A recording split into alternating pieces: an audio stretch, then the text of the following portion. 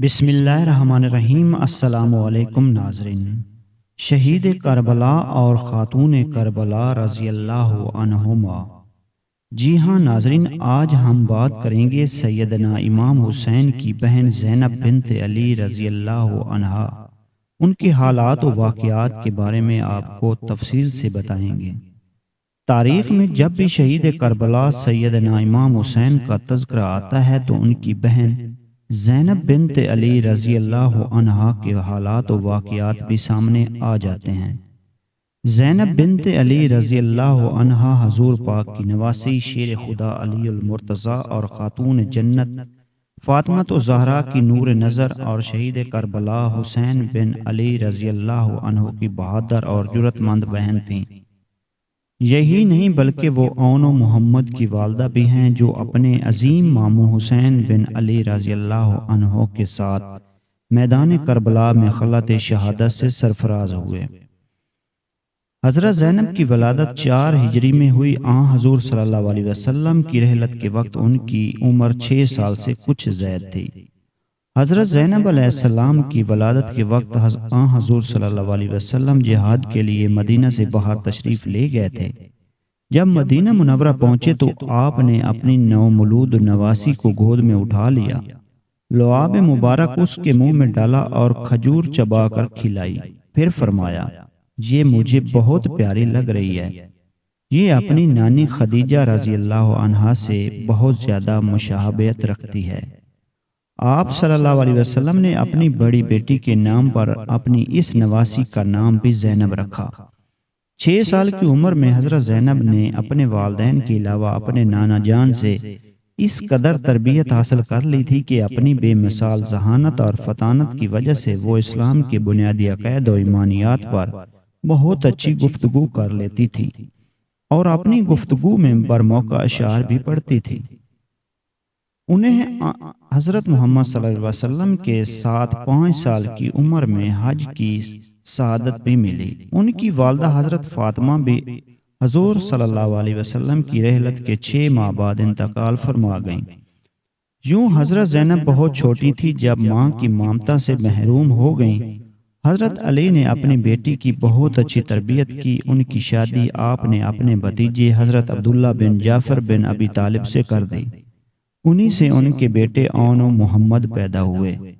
حضرت علی کی شہادت کے موقع پر حضرت زینب بہت زیادہ غم زدہ ہوئیں اور انہوں نے اپنے محبوب والد کا مرثیہ بھی کہا۔ حضرت زینب کی زندگی اول آخر عظمتوں کی داستان ہے، مگر میدان کربلا اور اس کے بعد کی منزلوں میں جو ان کا کردار سامنے آتا ہے، اس کی بہت کم مثالیں انسانی تاریخ میں ملتی ہیں۔ ایک بار وہ میدان کربلا میں 9 محرم کو صورتحال دیکھ کر قدرے پریشان ہوئیں اور ان کی زبان پر دردناک اشعار آئے۔ حضرت زینب کے اشعار کا مفہوم یوں تھا، اے کاش میں یہ منظر دیکھنے کے لیے زندہ نہ رہتی جب میرا بھائی اور پورا خاندان ظالموں کے نرغے میں آ گئے ہیں۔ نانا ابو، والدہ محترمہ، بابا جان اور برادر بزرگ حسن، سب کی جدائی پر دل پھٹ گیا تھا، مگر ان سب کے بعد جس سے آنکھیں ٹھنڈی ہوتی تھیں اور جو میرے دل کا قرار تھا، اب وہ بھی مجھ سے چھن جائے گا۔ اے کاش میں اس کے بدلے میں اپنی جان قربان کر دیتی اور اسے تکلیف نہ پہنچتی۔ ان جذبات میں کوئی تصنع نہ ہے، نہ کسی قسم کی غیر فطری بات۔ یہ فطرت انسانی کے عین مطابق ہیں اور ان میں کوئی مبالغہ بھی نہیں ہے۔ اس موقع پر حضرت امام حسین نے عظمت کا پہاڑ بن کر اپنی بہن کو نہایت بلیغ انداز اور پرعزم الفاظ میں صبر کی تلقین فرمائی۔ انہوں نے فرمایا، اے میری بہن، صبر کو اپنی ڈھال بناؤ، اللہ سے لو لگاؤ۔ اللہ کے ذکر سے تسکین حاصل ہوتی ہے، اللہ کو بقا ہے، باقی ساری کائنات کا مقدر فنا ہے۔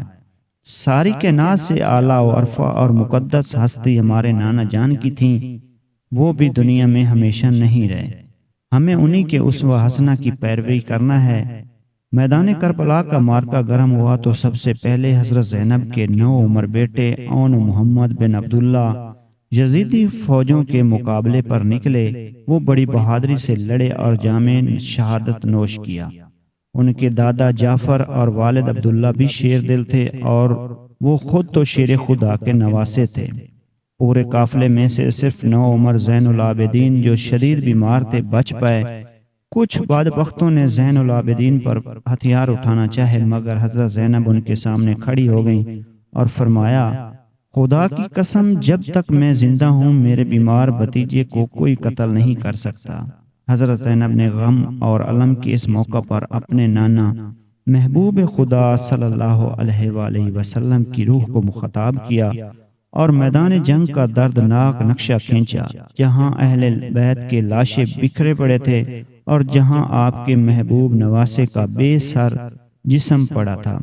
بس پھر کیا تھا، دشمن اپنی دشمنی کے باوجود بے ساختہ رونے لگے۔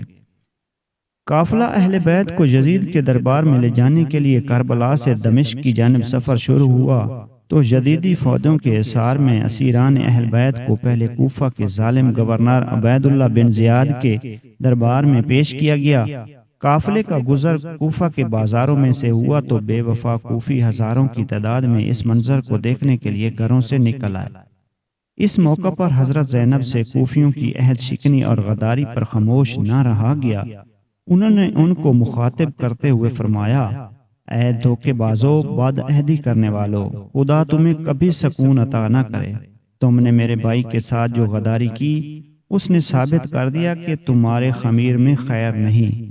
تم خوش آمدی اور بزدل ہو۔ نواسہ رسول کے قتل میں تم بلا واسطہ شریک ہو اور بالواسطہ بھی شریک ہو۔ تم نے بیعت کر کے توڑ دی اور حمایت کا اعلان کر کے پیٹھ پھیر گئے۔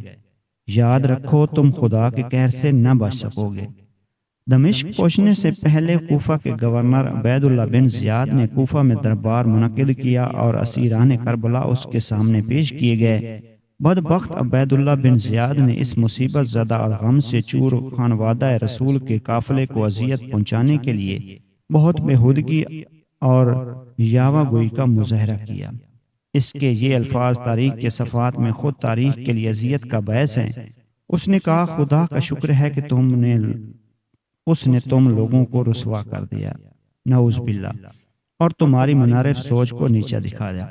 شیر خدا کی بیٹی اس دہشت گردی کے عالم میں بھی بے خوف کلمہ حق بلند کرتے ہوئے بولیں، تعریف اور حمد و شکر ہے اس ہستی کے لیے جس نے اپنے محبوب رسول صلی اللہ علیہ وآلہ وسلم کے ذریعے ہمیں عزت بخشی۔ انشاءاللہ فساق، رسوا اور ذلیل ہوں گے اور ان کے نظریات لعنت زدہ قرار پائیں گے۔ یہ گفتگو بڑی طویل تھی۔ عبید اللہ بن زیاد جب زچ ہو گیا تو اس نے حسین علی بن حسین یعنی امام زین العابدین کی طرف اشارہ کر کے کہا، اس لڑکے کو کیوں قتل نہیں کیا گیا؟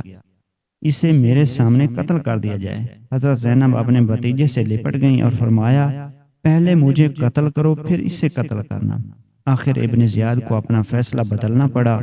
پھر یہ قافلہ کوفہ سے شام کی طرف سرکاری دستوں کے محاصرے میں روانہ کر دیا گیا۔ کئی دنوں تک کی مسافت کے بعد یہ مظلوم یزید کے دربار میں پیش کیے گئے۔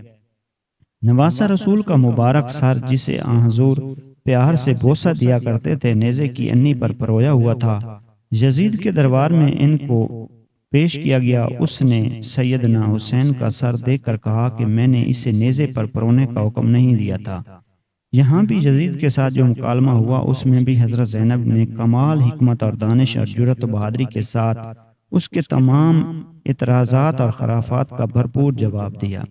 یزید کے دربار میں حضرت زینب نے ایک مؤثر اور دردناک خطاب فرمایا۔ اس میں انہوں نے یزید کو باور کرایا کہ اپنے نظام میں وہ سمجھ رہا ہے کہ اسے کامیابی مل گئی ہے اور اہل بیت سر نگوں ہو گئے، مگر حقیقت میں اہل بیت کا کوئی نقصان نہیں ہوا، بلکہ یزید اور اس کے پورے ٹولے نے اپنے آپ کو تباہ و برباد کر لیا ہے۔ قتل حسین اصل میں مرگ یزید ہے۔ اسلام زندہ ہوتا ہے ہر کربلا کے بعد۔ کچھ دن یزید نے ان لوگوں کو دمشق میں ٹھہرائے رکھا، پھر اس نے حکم دیا کہ ان خواتین کو سواریوں پر سوار کیا جائے، مدینہ تک بحفاظت پہنچایا جائے۔